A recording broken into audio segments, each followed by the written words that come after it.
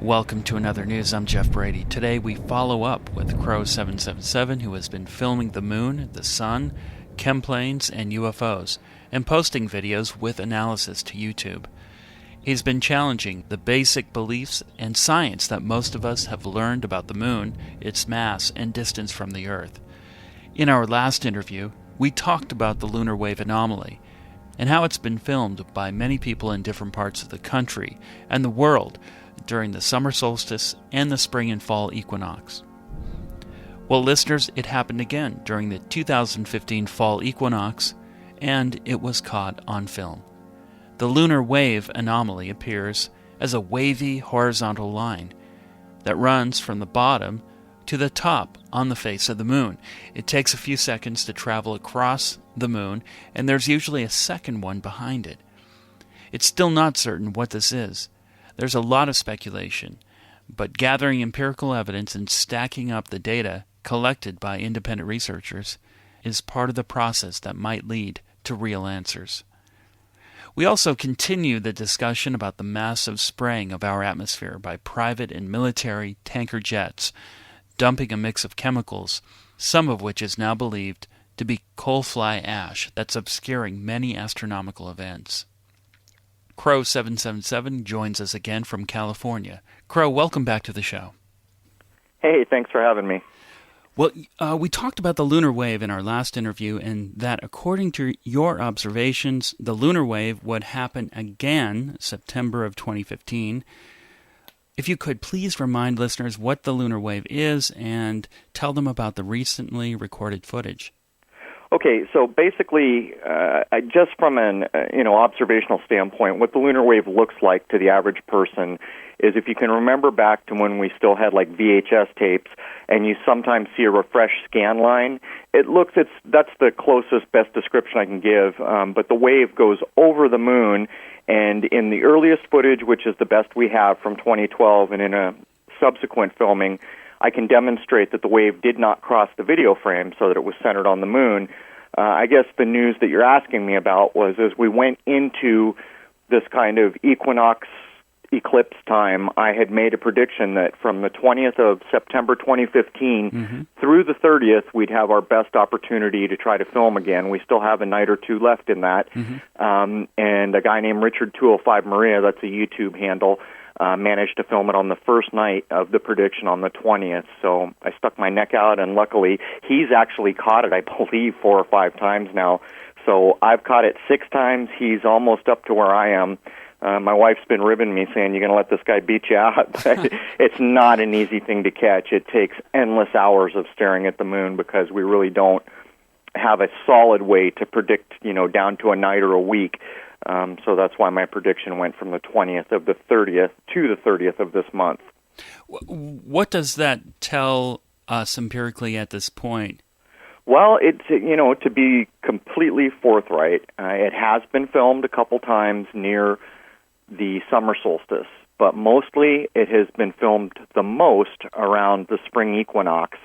Right out of the gate, I had decided that I had figured a few things out about the wave. One of the things I was saying is that you're likely to get good wave captures near an equinox, which would place that in March of a year or September of a year. We have 2 equinoxes each year. What I further had come to understand was that it would likely be near a full moon. There was Russian research that I saw where he kind of was the only other person I saw talking about the moon being a facade, and he said in the third phase of the moon up to 2012, which was interesting because that was the first time that I captured it. He died in 2011. So I guess you're asking me how we know how to predict it. What I've basically done is taken everything I've come to think is correct about it in conjunction with all the footage that we have to date, which I know I'm going to get this number wrong. I just came back from a road trip, but we're above 10 captures. We're in the neighborhood of between 12 and 16, but I just don't remember, to be honest with you.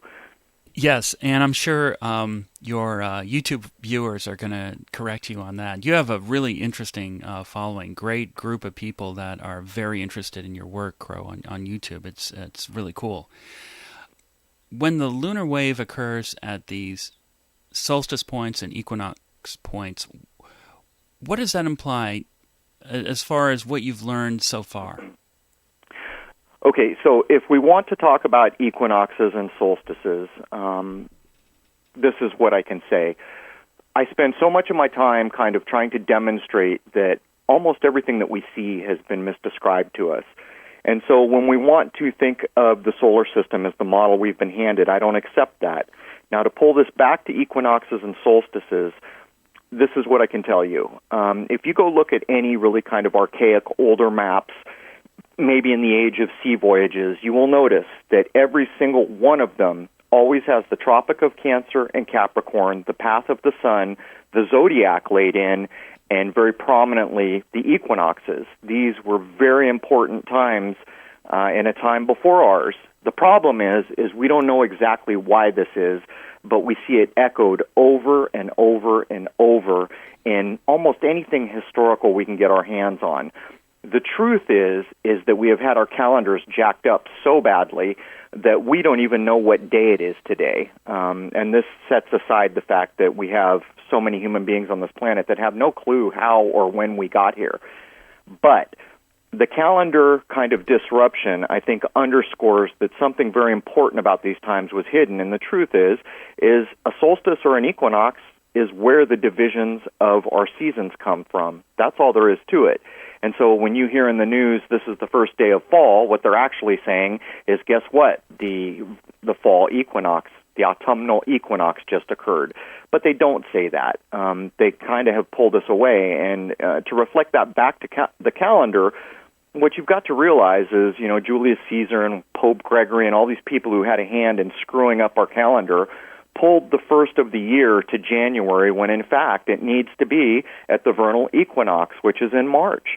And the truth is that we can see remnants of an accurate calendar even in the naming of the months. As an example, October should be the eighth month. Dec or Deca, December, that should be the 10th month. So what you see is remnants of why these times of year were so important, and I'm sorry I can't come closer than that. If I can get finer on this particular question, if the lunar wave is occurring based on the current empirical evidence on these equinoxes, do you think it's connected with the equinox planetary mechanics? You see, I don't accept the planetary mechanics, and I have spent a lot of time saying that the moon is not a rock in space. I think basically what you're seeing is a flaw in the facade or some kind of a reset, or, in the Russian research it says there's a download occurring. I have no way to know for sure what any of that is, but when you look at something you're told is a rock in space, you sure as heck don't expect to see a refresh line go across it. And so I'm not sure if I answered you directly there. I was just curious if you had come up with a hypothesis on your own. What's the relationship between the equinox and the solstice and the lunar wave? The best I can do at this point is say that it seems empirically demonstrable that these waves occur the most at equinoxes. The ones that we don't have at equinoxes are very close to the summer solstice, not the winter solstice yet. That's about what we know, other than it seems to happen after the moon is up to or beyond half phase, and there is, the Russian research that claims third phase. So that's about what we have right now. And I kind of set aside all the things that I have come to believe are true simply because you get an observational experience, and I have looked at the moon for so many thousands of hours. You begin to understand things that are not easily transmitted to others. So there it is. Well, I might add that maybe some of the people that are viewing your channel have a related hypothesis. Moving on to the recent eclipse, were you able to film the supermoon and the eclipse? Yeah, so what happened, that was the day before yesterday for us. On the West Coast, the moon was going to be rising as it was approaching totality. Now, we'd gone a number of days without any chemtrails, but the morning of the eclipse, chemplanes flew all over the place, and there was kind of that shiny look that those of us who understand are familiar with. As the moon rose, it was already well headed towards totality, and when you shoot anything with a telescope near the horizon. The focus is bad. You're looking through so much atmosphere and all the junk and heat of, radiation, all these kinds of things. But to top it off, there was a chem haze on the horizon.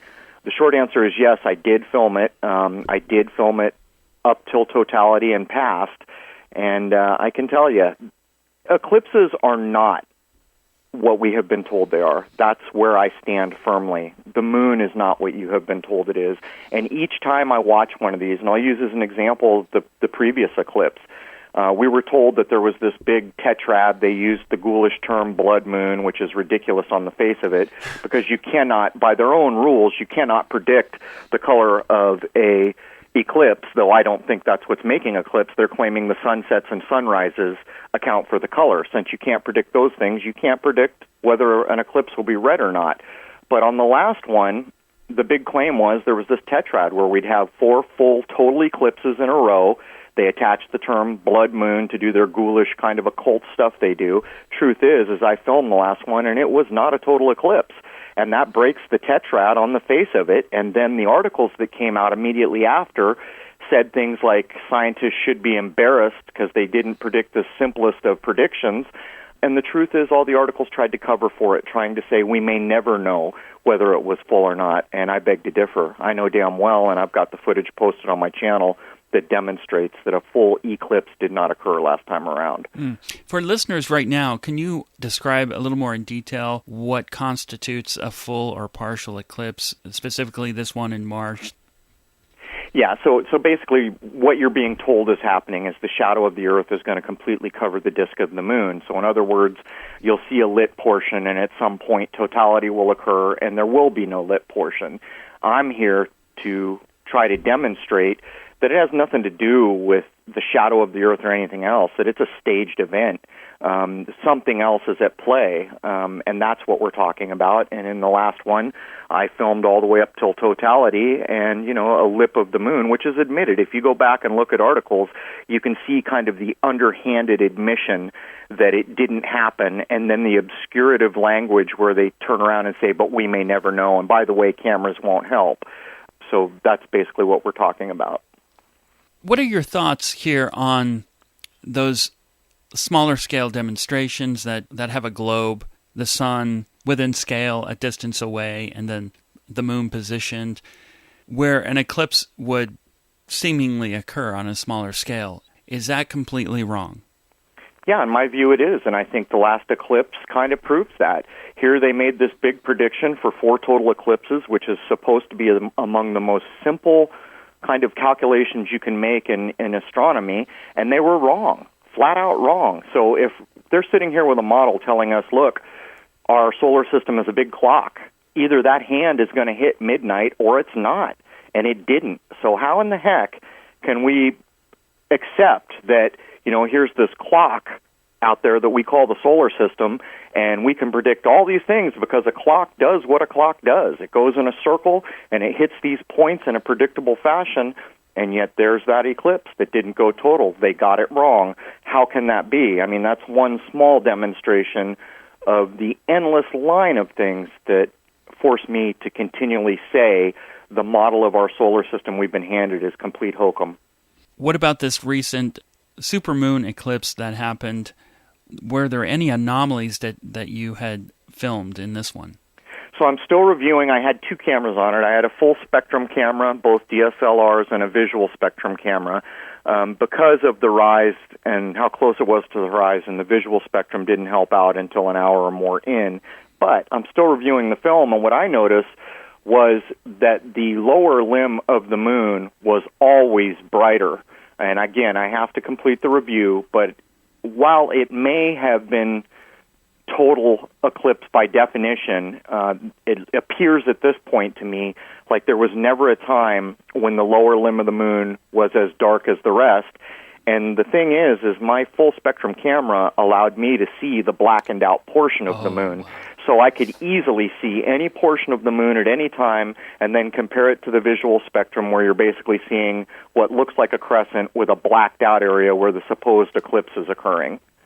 I had just a regular camcorder and a 3x lens.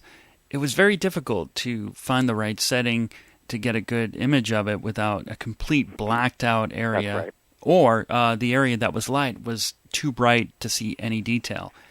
What you're pointing out is another problem. I've got a clip up that talks about just this thing. A number of eclipses ago, what we began to realize was that right before the eclipse is coming, and I hate to use this term, but I'll use it, UFO activity, in other words, objects we can't identify as satellites or anything else, picked up. As a matter of fact, the eclipse I'm referring to, which, gosh, I can't remember, it was back in 2014, I believe, there were hundreds of objects transiting. There was another individual who was shooting the same night a state away who saw exactly what I saw.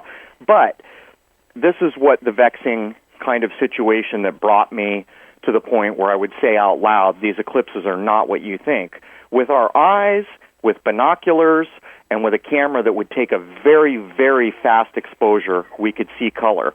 I did it. And, it was this rusty kind of reddish-orange that we expect. Through the telescope, no matter what I did, there was no color. And you got to bear in mind, the way that I'm shooting, I'm taking a DSLR camera and basically using the telescope as a telephoto lens, kind of. Mm-hmm. In other words, I'm just collecting a heck of a lot more light. Now, when I took my camera off the scope and put a regular lens on it and took a very fast exposure, I could get some color. When I clicked over to video, no color. Anything else I shoot in the world, whether it's a sunset, a cloud, a bird, a butterfly, I look at it, I see color, I take an image, I see that color. Of course, on these eclipses, that's not what we find, and you just kind of explained in your own personal experience how difficult it was to find any camera setting that would work for you to get a decent image, and I'd be willing to bet that nothing you shot gave you any color. I have a Canon HFG30. It's a newer camera. I do like it. It's a pretty cool camcorder. And I put the setting on TV, brought the aperture down to 2000 so I could zoom in and get some of the crater detail. However, like you said, you didn't get the reddish color. I had to put the setting all the way up, open the aperture as high as possible, and then you had the reddish color. I had to zoom out. You had the reddish color, but then you had that whatever slice was left was super bright, no detail. It was overexposed, but you were able to see the color of that reddish color. I'd be interested to see the full spectrum detail that you caught. It's coming. And by the way, did you catch color with just stills, or did you manage to get color into video? I managed color and video. I think somebody near me took stills with my other camera. But to just add to the UFO quotient for a bit, the solar eclipse that happened in Mexico City in 1991, I believe, it was a turning point in ufology because there was a lot of UFO activity during that solar eclipse that was caught on camera. Is it easier to see during an eclipse, or something causing more activity? It's a very interesting realm here. In my estimation, I think it's easily demonstrated because I have footage of the moon nearly year-round since 2012, with few exceptions, and what we see is objects pick up. Now, I want to be forthright and on the record. I think what we're looking at is terrestrial technology. Now, the question becomes, what are they doing? What are they? Well, these are not really directly answerable as of yet, but it seems to me that when we have an event that I am demonstrating as a manipulated event, and these things showed up all the time, this last eclipse, I have 2 objects to post. Richard 205 Maria just posted objects, and he's 3,000 miles away from me. Other people from Florida demonstrated that they shot similar objects. I think what we're seeing is technology that is either involved in obscuring the reality that's been blocked from us, or they're actively taking part in the kind of hokum that's being presented to us. I don't know which. Interesting. Well, you have radical views on what we're told about current models of our solar system, the planetary mechanics of the Earth and Moon, and specifically that no spacecraft, manned or unmanned, has left low Earth orbit. I was curious about your take on the recent announcements by NASA of water on Mars. Well, let's jump in directly. You probably rightly state I have radical views.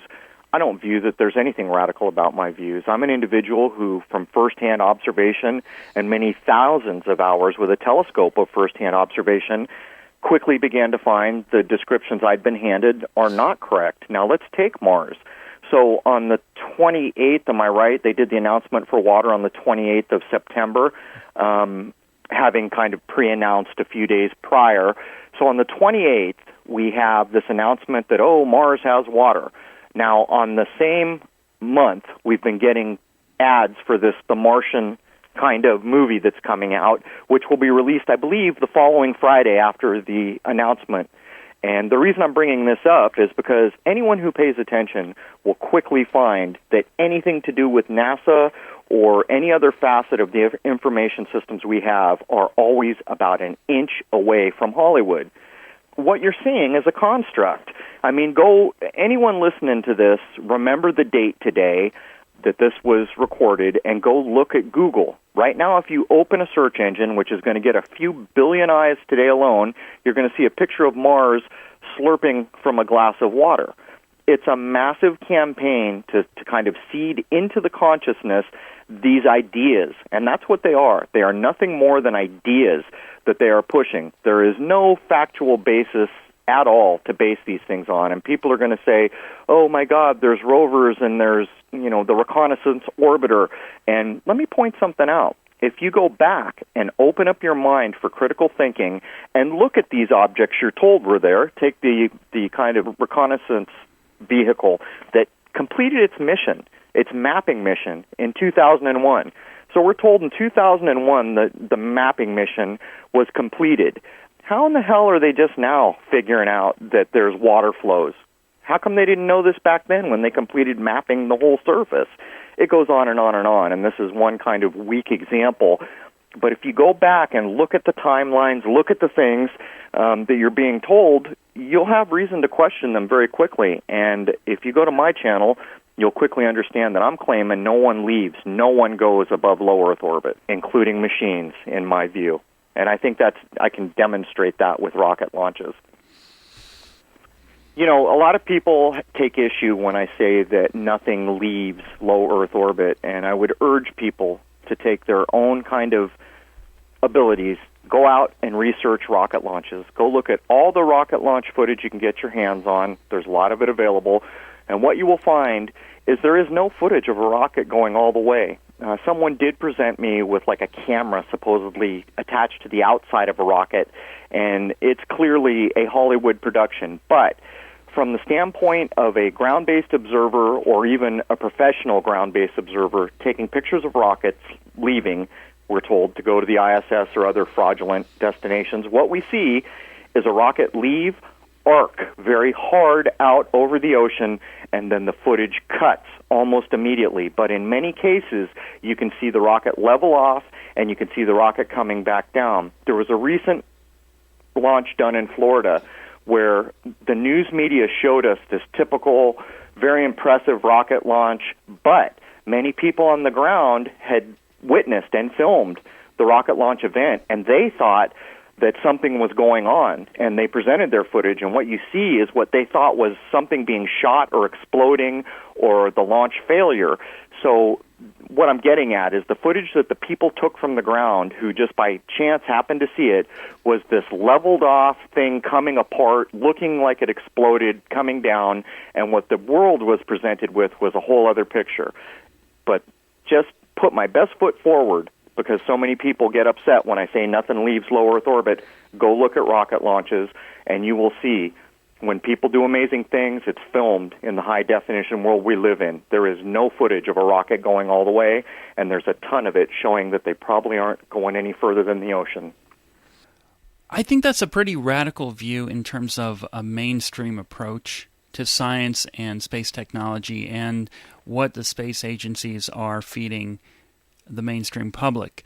Because if you look at it, there's so much money being poured into this, and all these people employed in these agencies, some are in on it and some are not. And it's fascinating to me, the people who are not in on the secret, I suppose. I know we briefly talked about that. I know what you're about to ask me, and I'll answer it before you even ask me the question. I think they're doing what they think they're supposed to be doing, and that includes the engineer who's designing the next Atlas or Saturn rocket. I think they are truly doing the job they have set out to do. I think the deception comes at the top levels. But I mean, come on. Are you seriously going to just overlook the fact that on Monday we're told all of a sudden, after all this time, yep, Mars has water, now we're looking for life. We've had things there forever, orbiting since, I think, didn't we land something in the 70s? I mean, I'd have to look. And all of a sudden Friday, here comes the movie The Martian. I mean, can't you kind of dig down and observe the media push and then open your browser and see there's Mars slurping water? It's a media construct to reinforce and seed these ideas that have been just seeded out there for our whole lifetime. And in fact, there's really no physical basis for any of it. And you're probably right to say that's a radical mainstream view, because it is. But I would point out that a mainstream view is nothing more than someone who turns on the television and says, yep, that's correct, who opens up a web browser with CNN and looks at something and says, yep, that's correct. That is a society based on regurgitation. There is no original thought, no critical thinking anywhere to be seen in the mainstream in the way I just described it. And that is the problem. You know about chemtrails? Let's talk about that if you like. We know what's going on, and yet the mainstream doesn't. So how can that be? I know that's an area that this show has really focused on in the past, 6 years now, and even before that, I was doing another show. But Crow, before we get into the climate engineering and chemtrails in that realm, if you were to look at these announcements by NASA through an occult lens, what would you say about the timing of them proclaiming evidence of water on Mars? Okay, I'll answer this one very simply and with a question, I guess. What is it about the month of September that brings these major announcements, these kind of paradigm-shifting announcements from September 11, near the fall equinox, to the announcement of water and possibly life on Mars near the fall equinox? This harkens back to when you and I were speaking earlier about why equinoxes and solstices are so important. Clearly, there is an occult connection. There is a whole by-the-numbers approach to what I view as false news, and I guess that's as simply as I can put it. Anyone who wants to can go back and look at the month of September and look on either side of the fall equinox and look at just kind of the announcements that are thrown out to the world at this time of year. Why it's done, I can't address that directly, I guess.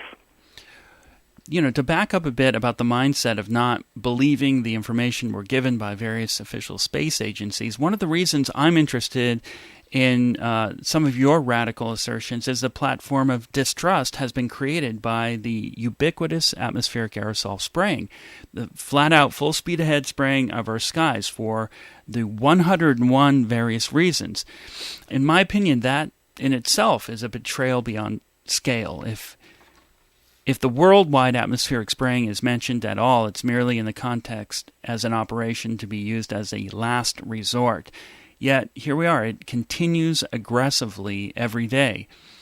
You've been filming the aerosol operations on your end, and we look at it from a variety of angles, such as obscuring astronomical events, but there's a climate engineering aspect as well. Can you comment a little bit on that? Sure. I mean, this ties into even Mars. I mean, if you look at the announcement of water, they're going to tie it to kind of global warming on a massive scale. I think a big part of obscuring the aerosol spraying, or what's commonly called chemtrails, is to actually have a pre-built excuse for when they can no longer cover it 100%, and that excuse is global warming, climate change. And I don't watch the news, but so many people contacted me to say apparently the Pope was covering climate change in a big way. So here we have the Pope's arrival, climate change is brought up to a global audience. We have the whole Mars thing where, there's water, but by the way, all these oceans and lakes are no longer there because of climate change. And you and I have spent a lot of time looking up and understanding that there is absolutely global aerosol spraying or chemtrailing going on all over. And I don't think you can separate the fact that it appears at this point that the whole global warming kind of topic that was brought up decades ago at this point is going to end up playing into this, where they're going to come up with some malarkey that, oh my God, things got so bad we had to do this, or Lord only knows what it will be. But I don't think there's any separation between what I view as false, the global warming argument, and this kind of weather manipulation on a global scale that we see. And allowing these aircraft to dump this material in our skies and have it rain out onto the surface of our communities, as you filmed, and specific during your trip across the country, you were blown away by the amount of spraying that was going on out here in the East Coast, and it has been really intense, especially a day before the Pope came here into New York City. During the day he was here, while tens of thousands of people were outside waiting to see the Pope, the spraying was off the charts, just the worst every corner of the sky, the worst I've ever seen. Part of the problem with aerosol spraying, commonly called chemtrails, is that there is always a red herring provided by mainstream, like that's contrails or any number of things that are used to dissuade people. I'm hoping that I will be able to drop one hell of a bomb in the near future as research that I am now aware of that was conducted initially by a very big-time supporter of my channel over all these years has discovered that we can literally demonstrate and show a path of Federal Express, FedEx planes being sold, outfitted for aerosol spraying, and then used to presumably spray the atmosphere. It's being done under the guise of planes that need to be outfitted in this way for oil spills. But in the coming months, I think I'm going to be able to demonstrate that FedEx planes are being bought and sold, as a primary example, retrofitted for aerosol spraying and then put into commission to do just that. And the reason this is interesting, because when I was in Virginia, my jaw dropped at just the massive chemtrail campaign that's going on down there. It never stops. It's around the clock. These folks claim they haven't seen a sunset in over 2.5 years. But when I posted footage from down there, I immediately had all these commenters who are savvy to airplanes saying those are FedEx planes. So this may be a big deal if I can put it all together in a way that matters and then present it out on my YouTube channel. Yes, it will be. And every bit of evidence that independent investigators provide is critical to add to all this research. Another researcher out there is Dane Wigington. I interviewed the scientist who lives out in San Diego, Dr. J. Marvin Herndon. I remember that. Last week. Really interesting guy, and basically he was under attack after he published that scientific paper showing that irrefutable scientific evidence that the chemicals that are in rainwater match the coal fly ash leachate from water up to 95%. Our guest is Crrow777. We're following up with him on recent captures of the lunar wave and the supermoon eclipse. We'll be right back after this break. Our guest is Crrow777, and we're talking about the lunar wave captured on video during the fall equinox. What they are doing above our heads is it's almost so monstrous that you almost want to excuse people for not understanding, but then at the same time you realize that the massive people that refuse to take a closer look or accept it in any way are actually just as culpable as the people spraying, because the truth is nothing is ever going to change about this until we have enough people standing up and saying what the heck is going on here. But I would add, in my kind of last breath on this topic, the very same person who's helping to provide the research on the FedEx planes emailed me 2 days ago with a picture of a toad she caught in her yards. And this is in the area where the chemtrailing never stops 24/7. It has 5 legs. And I was just stunned when I saw the image because, of course, all of us are aware frogs are kind of like the bellwether because of their skin absorbing everything in the environment. They can typically tell when an environment's in trouble by looking at the amphibians around town. But, you know, she sent me this image, and I just immediately thought, my God, is it possible that there's any connection between this 5-legged frog and the chemtrailing that never stops in her area? And while I know it's a long shot to draw the line there, I just had to mention it. I'm sure there is, because there's radioactive material in the coal fly ash that's raining out. I think Dr. J. Marvin Herndon really nailed it on this, because the chemicals leach out into the rainwater. And while most people test in labs the rainwater for aluminum and barium and sometimes strontium, while all those elements are in the coal fly ash, there are 50 other things that match the signature of coal fly ash when a full test is done on the water. And then you look at why is coal fly ash being used as something to spray out in the atmosphere, and you look at the problems with sequestering coal fly ash from the coal-fired power plants. They have a problem with getting rid of it. It's up to 140 million tons created a year, and they have to put them in lined ponds. And if they don't, it's going into landfills, and then they're running out of landfill areas and landfill space. So I was just doing some research and looking at some of the companies and organizations that are connected with recycling coal fly ash. And yes, they do have a problem getting rid of it. And I suspect they're running out of options and they're just spraying it over us. Well, I can't speak directly to that because I haven't been involved directly in collecting samples and that type of thing. But everything you just said, I mean, anyone listening, go do a little investigation on your own and figure out where fluoride comes, the fluoride they put in our water, figure out where that comes from. And I think it has a bearing on what you just said. What we're seeing in our water supplies and our food, now in our air with aerosol spraying, is seemingly what we would consider waste products being distributed. And it's almost beyond belief.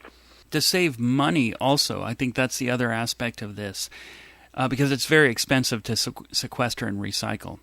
Now, on another topic, I was curious, Crow, what kind of attention have your videos attracted from the mainstream or alternative media? It's funny. Right before I went in August, I was on the road for pretty much the entire month on an 8,000-mile journey where I filmed and observed. But as I was getting ready to go, I did an offhand clip calling the Pluto mission a fraud. And man, that rang somebody's bell somewhere. It got picked up by Gizmodo and then the Daily Mail in the UK. Then Newsweek here in the US picked it up. Guy called, wanted to interview me, and while I was on the road, they wanted to run, again, a print version of me calling the Pluto mission a fraud. I've had a lot of attention, but the funny thing is, it just kind of depends on the topic, I guess. The lunar wave is now getting attention at some...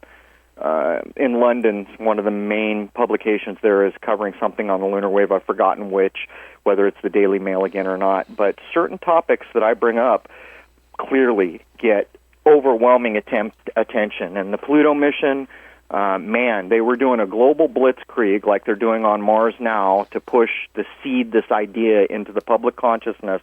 And when I stepped up and said this is all fraud, there was one hell of a bounce back to include what I consider NASA shills like Hoagland actually commenting about me that I am a kind of CIA NASA plant to muddy the waters of information, which I would have paid for a quote like that from Hoagland, but yeah, it's crazy. Does that say that you may be gaining an influence over some hearts and minds, possibly?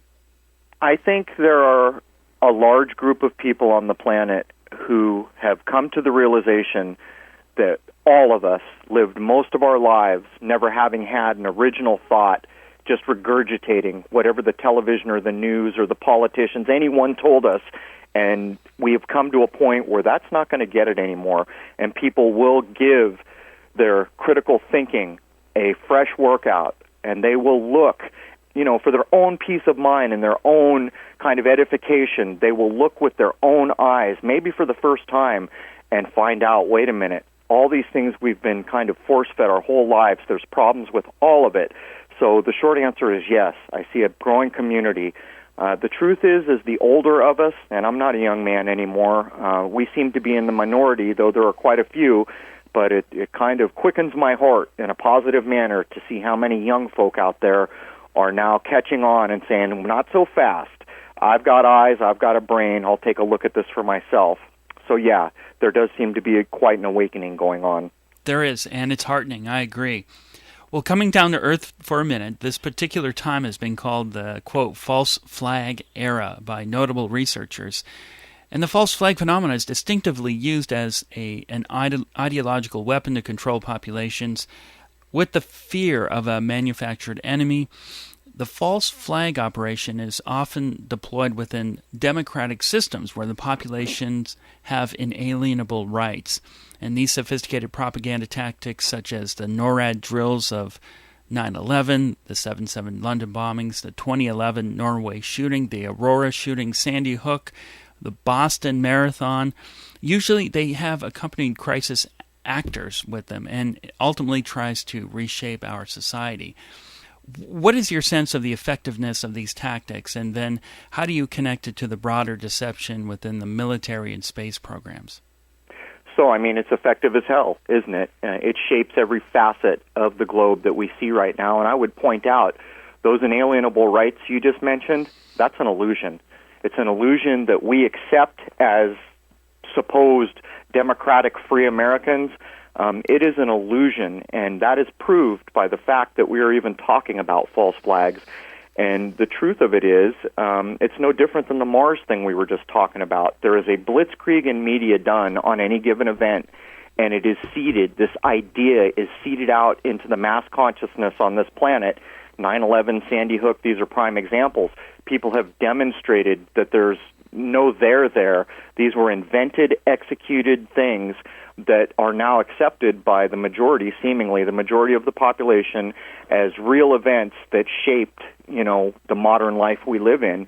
And I think the scary short answer is they are effective as hell.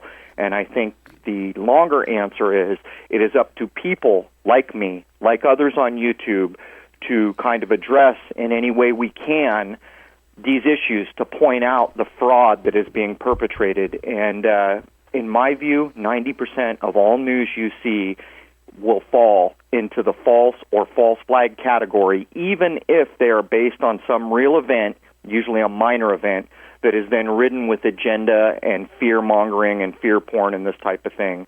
But it is maybe the biggest problem in the modern age, and for someone to call this the era of the false flag has not only been correct, they've undersold it.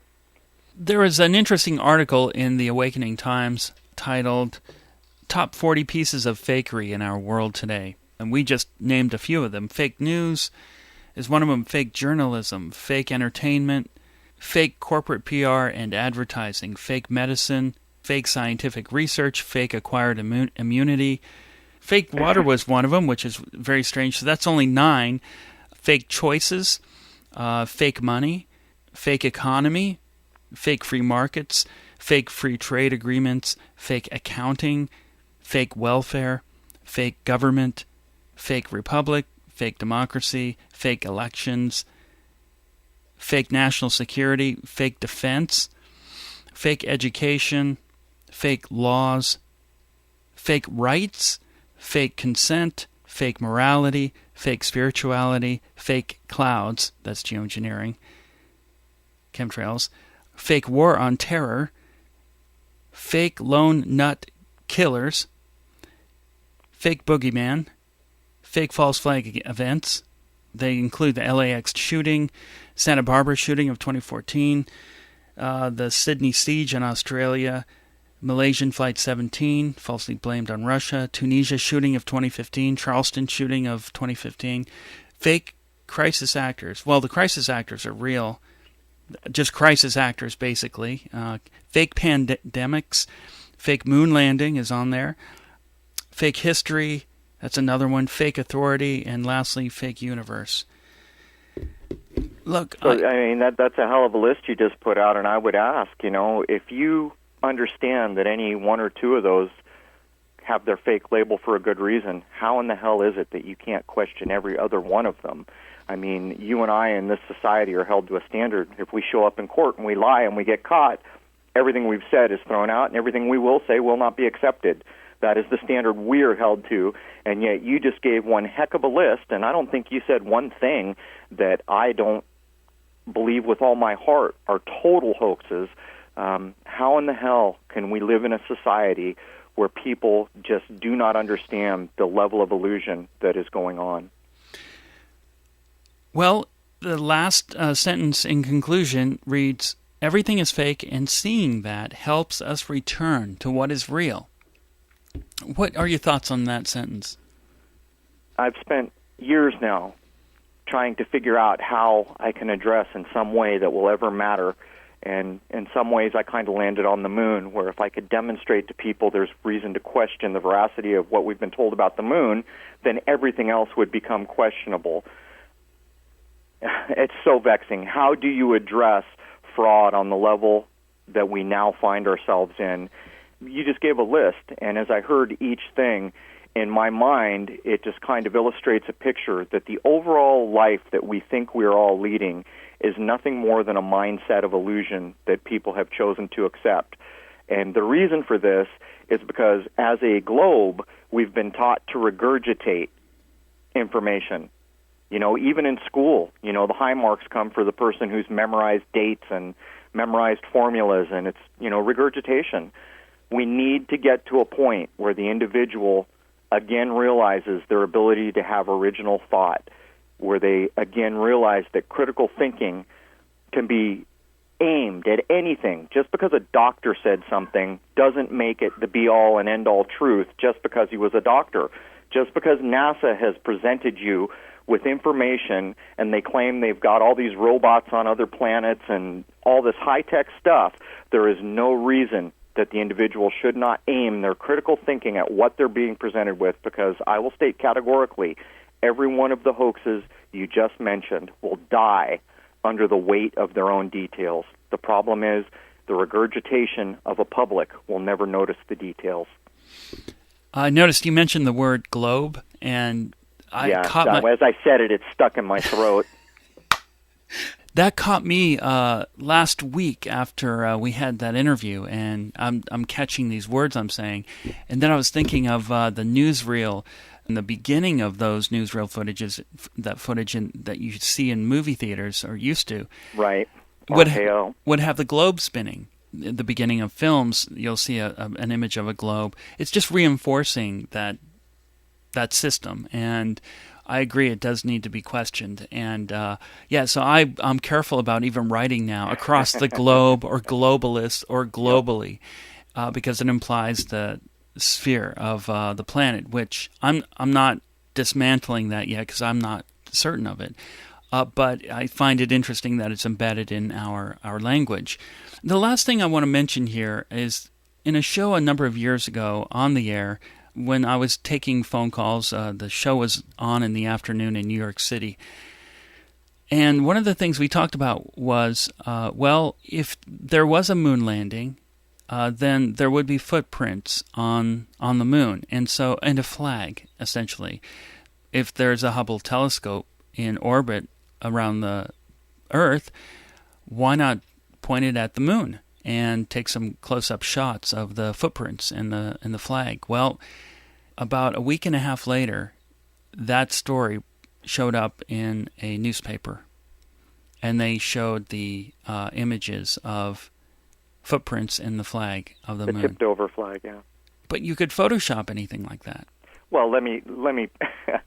So this is the way that I remember that going down, and I was actually looking. For the longest time, people kept saying, "We'll point the Hubble at it and prove it." Well, we can't. The moon's too bright. That went on for a long time. All these technical reasons why the Hubble couldn't be pointed at the moon. They finally relented, and supposedly they took the Hubble, which in my view is a fake, 100% fraud, and they pointed it at the moon, and they presented these images, and of course, for effect, you could only see the shadows, and the flag was tipped over. Of course, after 9/11, flag has to be tipped over, doesn't it?